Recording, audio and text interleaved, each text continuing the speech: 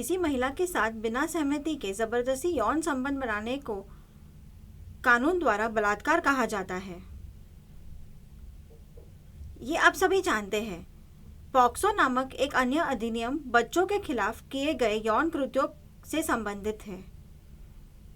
इसी तरह विभिन्न प्रकार के अपराधों से निपटने के लिए विभिन्न कानून और दंड है। अब शादीशुदा जोड़े का क्या?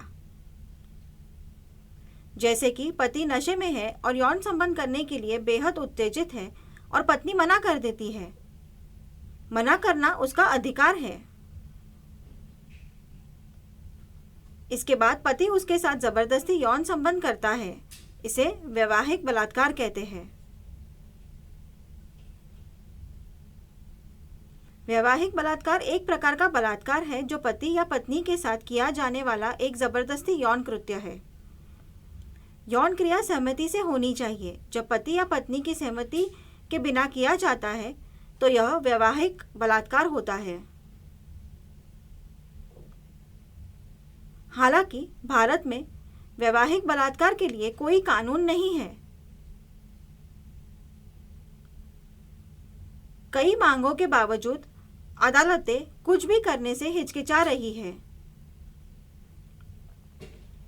भारत में पहले से ही बड़ी संख्या में बलात्कार के मामले हैं जो बाद में पता चलता है कि फर्जी है।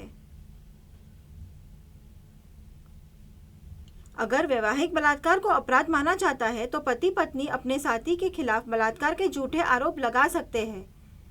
इससे अराजकता फैल जाएगी।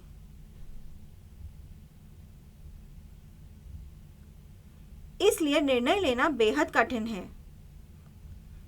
तो नवीनतम बहस क्या है, देखते रहिए। हालांकि आईपीसी की धारा 375 के अनुसार विभिन्न कृत्यों जो एक महिला की सहमति के बिना बलपूर्वक धोखाधड़ी या धमकी देकर होता है, उसे बलात्कार के रूप में परिभाषित किया जाता है। उसी खंड में एक उपवाद संख्या 2 है। इसमें कहा गया है कि एक पुरुष द्वारा अपनी पत्नी पर किया गया यौन कृत्य बलात्कार नहीं है। एक आदमी को अपनी पत्नी के साथ यौन संबंध बनाने का अधिकार है और इसे कभी भी बलात्कार नहीं कहा जा सकता। कितना विरोधाभास है। दोनों ही मामलों में जबरदस्ती है, इसलिए इसे बलात्कार कहा जाना चाहिए। जब कोई व्यक्ति किसी अविवाहित के साथ जबरदस्ती करता है तो इसे बलात्कार कहा जाता है।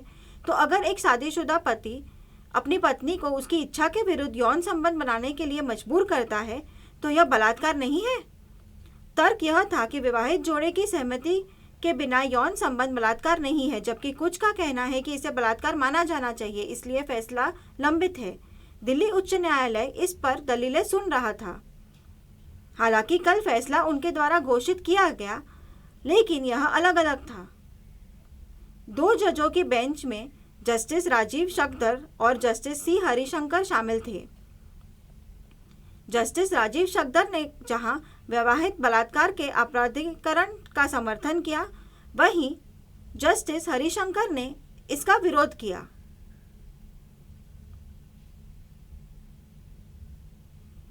अब इस मामले की सुनवाई सुप्रीम कोर्ट को करनी होगी। अंतिम फैसला उनका होगा।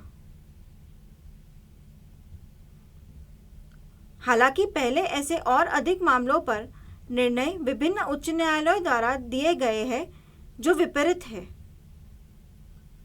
अगस्त 2021 में छत्तीसगढ़ उच्च न्यायालय ने एक आदमी को वैवाहिक बलात्कार से मुक्त करते हुए कहा था कि पति और पत्नी के बीच संभोग बलात्कार नहीं है, भले ही वह बलपूर्वक या पत्नी की इच्छा के विरुद्ध हो।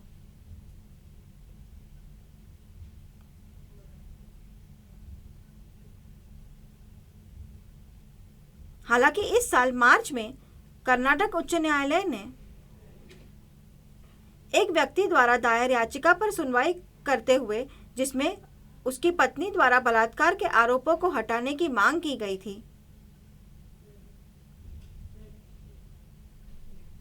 कोर्ट ने कहा कि जैसे लोगों को बाइक चलाने का लाइसेंस मिलता है, वैसे ही शादी किसी से बलात्कार करने का लाइसेंस नहीं है।